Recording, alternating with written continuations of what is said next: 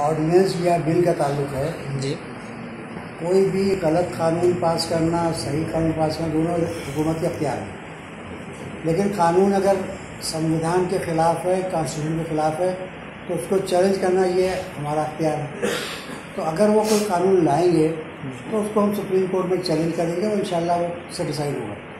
लेकिन क्यों ऐसा हम कह रहे हैं, इसलिए इसकी 4 मोटी बुनियादें हैं।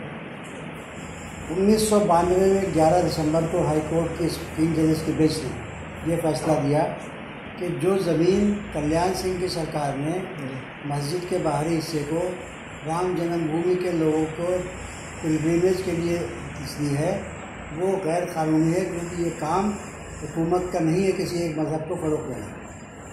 ये अनकॉन्स्टिट्यूशनल एक्ट है, अनसेकुलर है। वो फैसला आज तक बरकरार है, किसी को अपील नहीं है।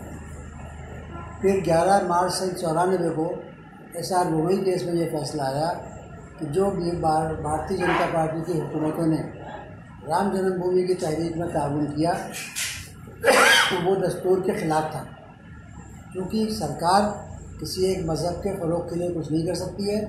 राम जन्मभूमि का मसला एक मजहबी मसला है, एक ख़ास मज़हब से जुड़ा मसला है। लिहाजा उसके लिए अगर सरकार कुछ करती है ताउन, तो इसका मतलब ये है कि सरकार दस्तूर के मुताबिक नहीं चल रही है, संविधान के मुताबिक नहीं चल रही है। तो उनका डिसमिसल सही हुआ। वो 9 जजेस का फैसला सुप्रीम कोर्ट का है, आज तक पहले से चला रहा है। उसके बाद 1993 में इन्होंने इसी ज़मीन को बाबरी मस्जिद की और मलिका राजी को एक्वायर किया और उसको चैलेंज किया गया सुप्रीम कोर्ट में। तो वहाँ सुप्रीम कोर्ट ने तय किया कि अव्वल तो एक्विजिशन ठीक है, क्योंकि वो किसी मस्जिद मंदिर के नहीं है, 4 उसमें ऑब्जेक्ट थे, तो एक्विजिशन ठीक है। लेकिन बाबरी मस्जिद की ज़मीन का एक्विजिशन ये टेम्पररी है, और जब तक के फैसला नहीं हो जाता तब तक के ये ज़मीन गवर्नमेंट ऑफ इंडिया की कस्टडी में रहेगी एज स्टेटली रिसीवर। तो आज की तारीख में ज़मीन गवर्नमेंट ऑफ इंडिया की कस्टडी में है सुप्रीम कोर्ट के आदेश से। तो अपने पास जो ज़मीन है उसको कैसे एक्वायर कर सकते हैं। चौथी बात यह है कि ये जो उस वक्त जब एक्वायर हुआ था 93 में, तो सारे मुकदमात ख़त्म कर दिए गए।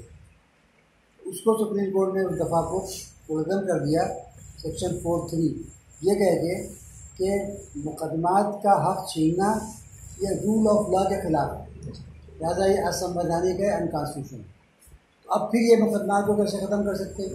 सुप्रीम कोर्ट के जजमेंट 5 जजेस के ऊपर मौजूद है।